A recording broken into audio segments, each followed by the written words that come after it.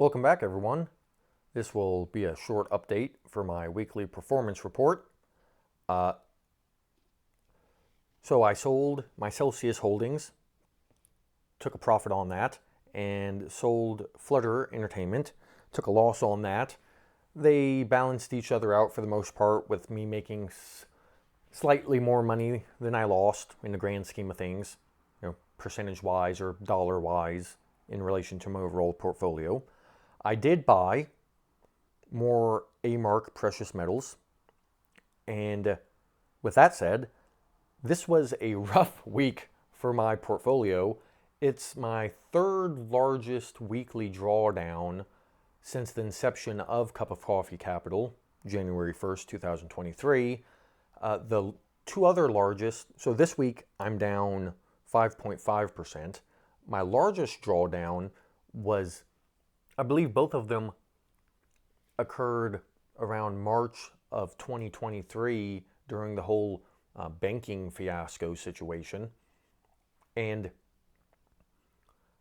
the largest drawdown my portfolios had in a week's time was like 8%, somewhere in there, 8 point something percent. And then the second largest drawdown was 6 point something percent in a week's time.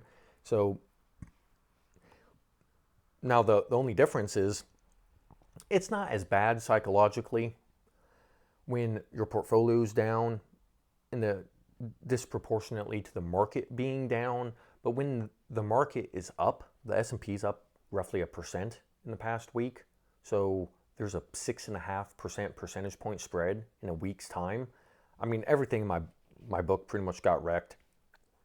About break even on Glass House, Valeris pulled back. Tidewater, if you recall, at one point I had 100% gain on.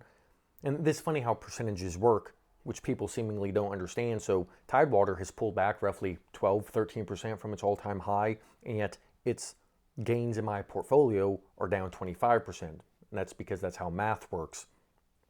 And Kinross Gold took a big, I mean, it's still up 60% in a little over a year's time, so you can't complain too much. But practically everything has pulled back this last week. Grown Rogue pulled back. Genius Sports, I think, is the only thing that's up on the week. St. Joe pulled back. Siboney-Stillwater dumped. Victoria's Secret. I went from being down just in a couple of weeks' time I didn't suspect Victoria's Secret was going to be such a volatile position. And I went from being down, 8% to then being up like 10% to now being down 9%. They posted Q1 results that were allegedly in line, and North America still shrinking, but international is growing, and direct to consumers, doing this, and store, what would they call it?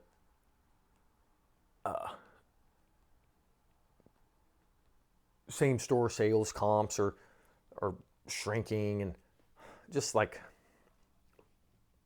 I don't really care too much about any of it. It's 1.5% of my portfolio, and like whatever. And interestingly enough, in Q4 they issued a $250 million stock repurchase program, and I think they even had a little money left over from another repurchase program. So I think it's like a $1.7 billion market cap. No, that can't be right. 1.7 billion for. Let's look this up. It is.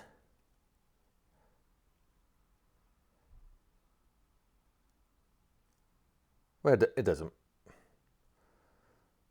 Okay, yeah. So market 1.58 billion is what Google is telling me at the moment. So 1.6, whatever, it doesn't matter.